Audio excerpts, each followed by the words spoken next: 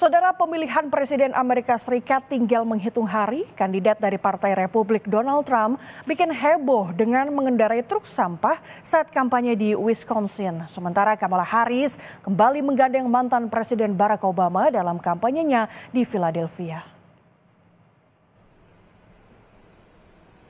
Jelang Pilpres Amerika Serikat yang tinggal menghitung hari, kedua calon presiden Donald Trump dan Kamala Harris sama-sama memanfaatkan babak akhir kampanye mereka. Kandidat dari Partai Republik Donald Trump mengenakan rompi orange dan mengendarai truk sampah saat berkampanye di Wisconsin. Aksi Trump ini dilakukan untuk membalas komentar Joe Biden yang menyebut pendukung Trump sampah. Biden sendiri membantah menyebut pendukung Trump sebagai sampah dan menyatakan komentarnya disalahartikan. Gedung Putih mengklarifikasi bahwa komentar tersebut hanya ditujukan kepada komedian yang menghina Puerto Rico di acara Trump sebelumnya. Sementara itu, Bruce Springsteen dan mantan Presiden Barack Obama menghadiri rapat umum kampanye Kamala Harris-Walz di Philadelphia.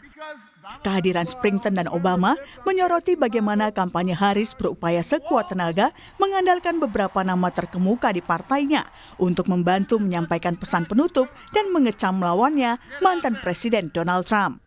Di Madison Square, Obama mengkritik pembicara pembuka termasuk komedian Tony Hinchcliffe yang menyebut Puerto Rico sebagai pulau sampah. Menjelang hari pemilihan, tim kampanye Kamala Harris dan Donald Trump juga berupaya keras untuk memenangkan suara di komunitas Arab Amerika. Anggota komunitas yang biasanya mendukung Demokrat mengatakan bahwa mereka menghadapi keputusan yang mustahil. Apa yang mereka lihat sebagai keterlibatan Demokrat dalam serangan Israel di Gaza yang telah menewaskan sedikitnya 42.000 warga Palestina.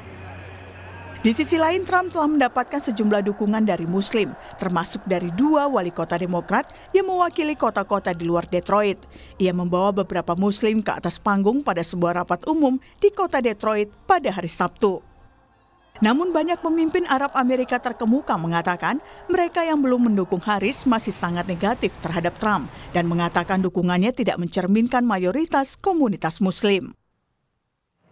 Negara-negara Eropa bersiap menghadapi potensi kembalinya mantan Presiden Donald Trump ke Gedung Putih di tengah persaingan Pilpres melawan Wapres Kamala Harris, isu terkait aliansi NATO, perang Rusia-Ukraina, hubungan perdagangan juga masa depan demokrasi jadi kekhawatiran mereka. Selengkapnya dalam liputan tim VOA berikut ini.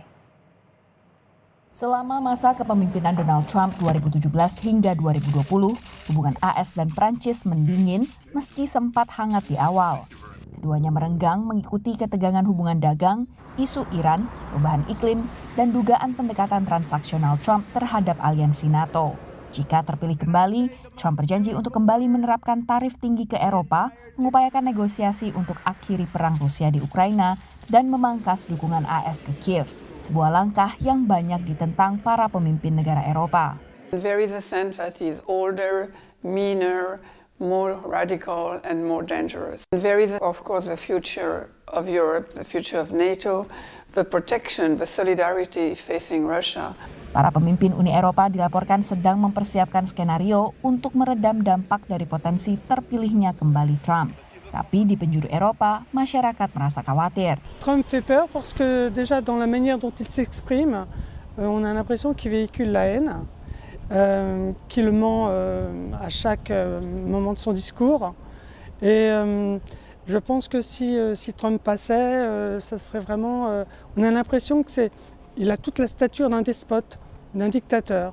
Survei YouGov Eurotrack menunjukkan mayoritas warga Eropa Barat bahkan yang mendukung kelompok sayap kanan pun lebih memfavoritkan Harris dalam Pilpres AS. Menurut analis, sebagian besar warga Eropa mendukung Kamala Harris, wakil presiden sekaligus capres dari Partai Demokrat, karena dipandang akan bisa mempererat atau melanjutkan hubungan transatlantik yang dibangun oleh Presiden Joe Biden. Sementara ketika menjabat, Trump menarik Amerika Serikat dari perjanjian iklim Paris serta beberapa kali mengancam untuk keluar dari Fakta Pertahanan Atlantik Utara NATO.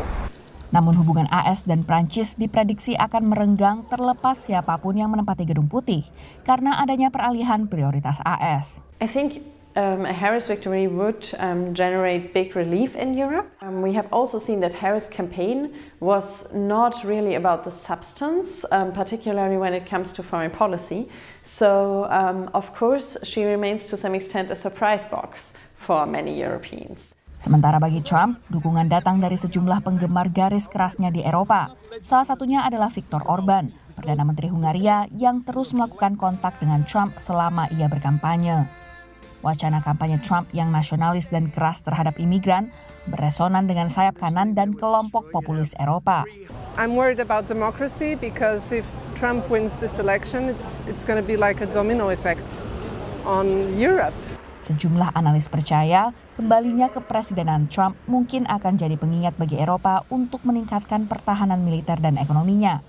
Sebuah langkah yang menurut kritikus seharusnya telah dilakukan blok tersebut sejak lama.